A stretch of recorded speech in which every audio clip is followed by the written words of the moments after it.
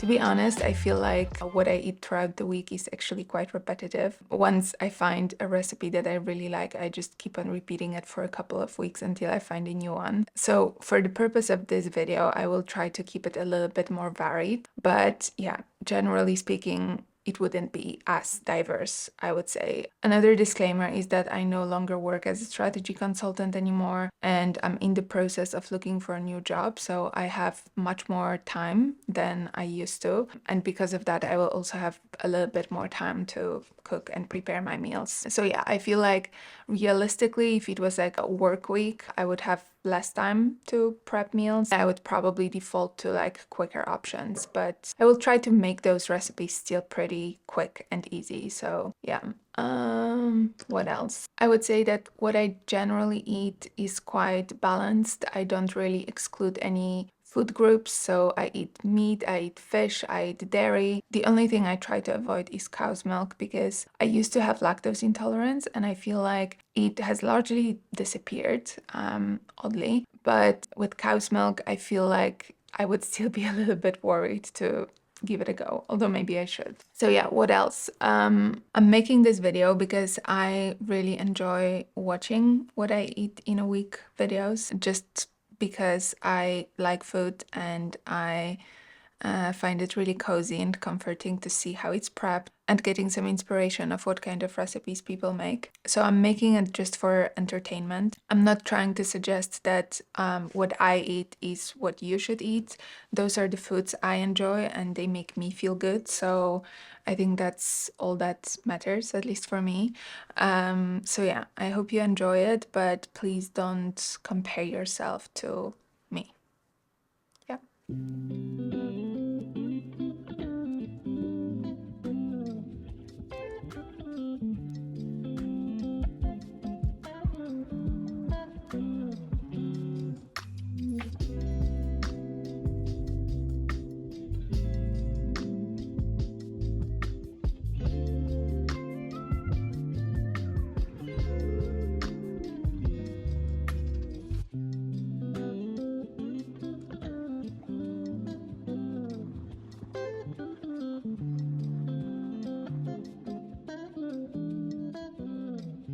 Okay, so for breakfast I had oats, which I actually make in Thermomix because I can just throw things in and leave it for like 15 minutes. And the oats turn up really creamy, but not too dry and also not too like wet. As toppings, I added some frozen raspberries, which have a lot of antioxidants, and I find that berries that you find at the store in winter are usually quite tasteless, so I usually turn to frozen options. I also added some peanut butter for healthy fats and taste, and then did some work.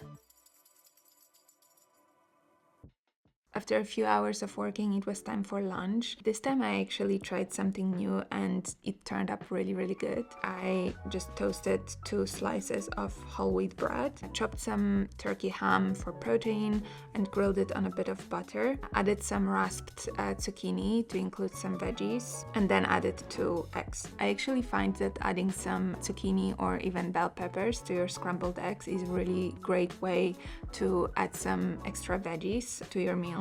And it also makes the scrambled eggs a little bit more juicy. I then spread some blue cheese on a toast and topped it with the scrambled eggs, and it was honestly so good.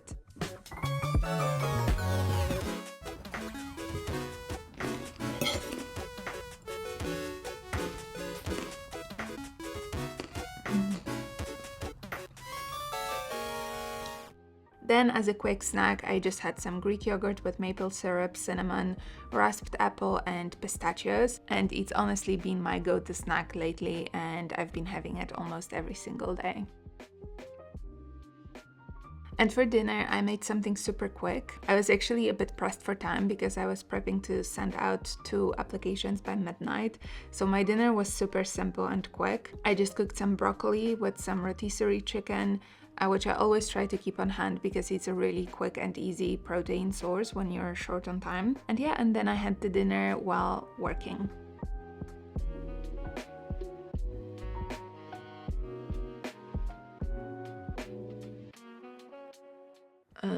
Okay, so it's a new day. And yesterday I went to bed really late because I was prepping two last minute applications. So I spoke to someone from a pharma company. Basically, my strategy for looking for jobs has always been to reach out to people who work at a particular company and have conversations with them before I even apply.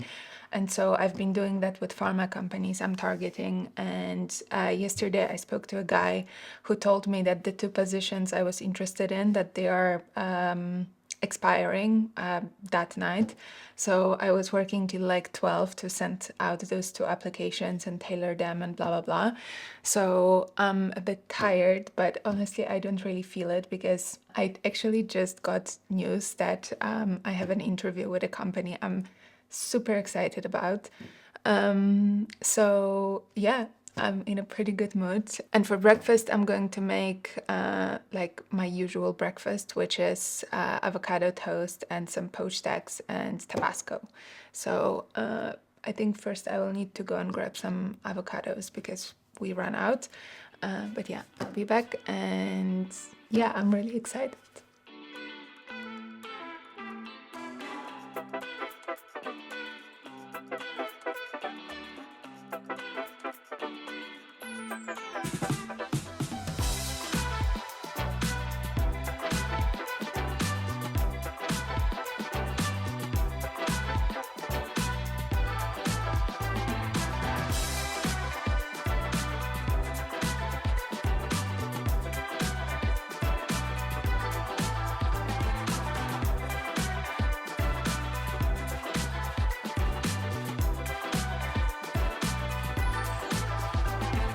So I'm also filming another video today. What's the title? I can't remember. But anyways, I thought that I would make some pierogi while filming. And I don't know, just combine the concept of like speaking about personal development and also cooking because it makes me feel cozy. So yeah, I'm going to start making pierogi right now, and that's going to be like very late lunch slash dinner tonight. But before I start making them, I want to just have a quick snack, so I'll just have yogurt or something.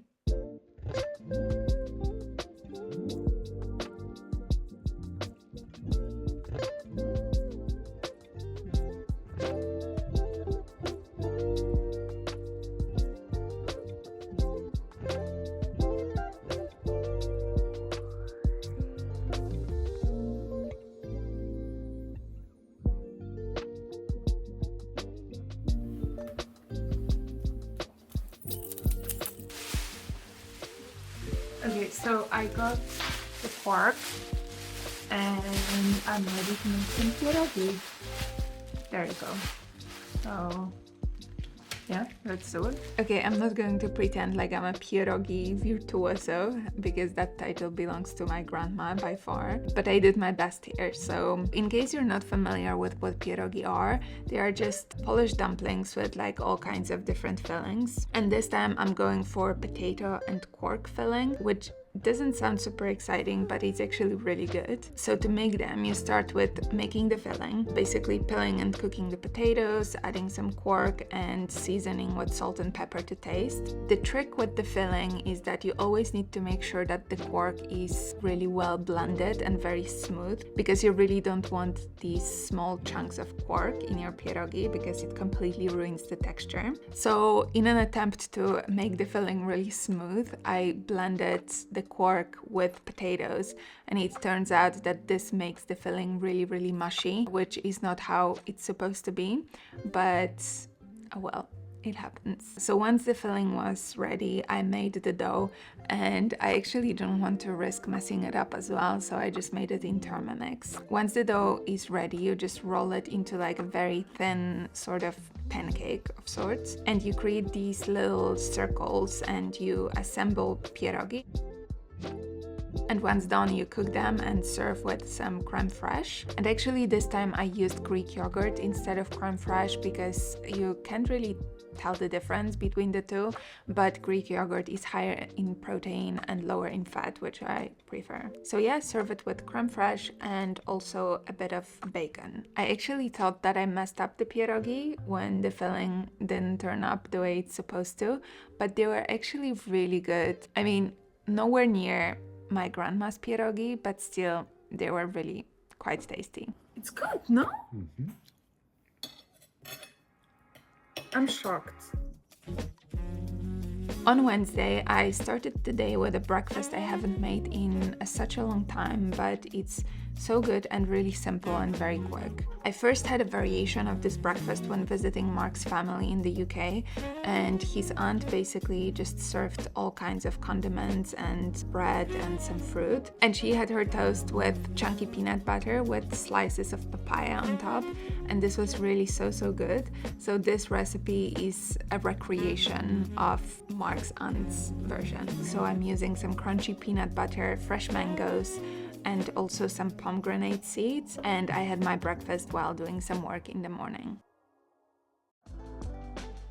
For lunch, I also felt adventurous and made something I don't usually make, but I will definitely keep on repeating. I cut the bread and added some truffle butter, which is so good. Then added a bit of mozzarella and a lot of pulled rotisserie chicken. Then added some veggies. I used tomato and rucola. It looks really huge, but then it sort of shrunk when being grilled. And this lunch was truly incredible. Like the crunch of the toast and the sticky mozzarella and the flavor of truffle butter were just so good. After eating the panini, I still felt a bit hungry, so made some extra yogurt with dark chocolate and apple, if I remember correctly. And with all that for lunch, I was ready to head to the gym later in the day.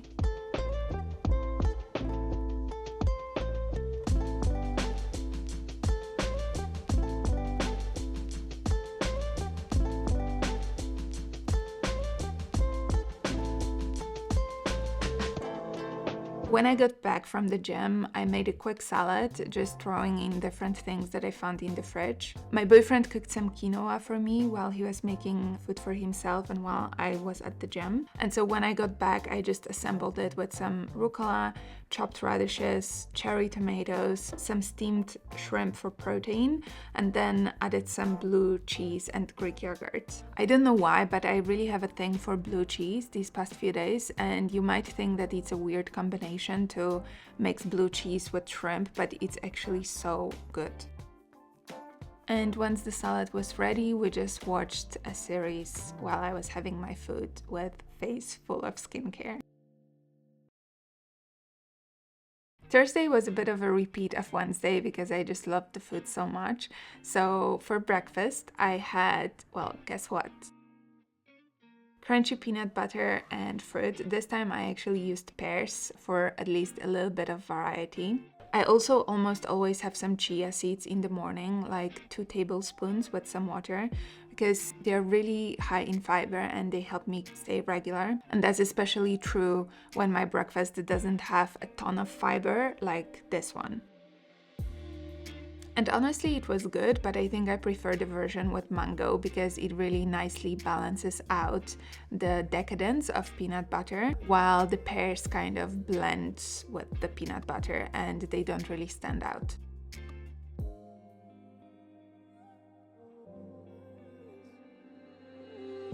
Then for lunch, you guessed it, I had a panini. This time I actually made more and made a version with store-bought basil pesto, again with some mozzarella, some turkey ham because I ran out of the rotisserie chicken, and some ripe and juicy tomato and spinach. So it was a little bit different than the one I had a day before. And it was really so good. Crunchy, juicy, full of amazing flavor and nutrients as well. And for dinner, I really felt like having fries, and Mark was sweet enough to make some homemade ones for both of us. I wanted to add some veggies and protein to make it like a full and balanced meal. So I served the fries with some cabbage, cucumber, coriander, some Gruyere, and a ton of Greek yogurt. And that was Thursday.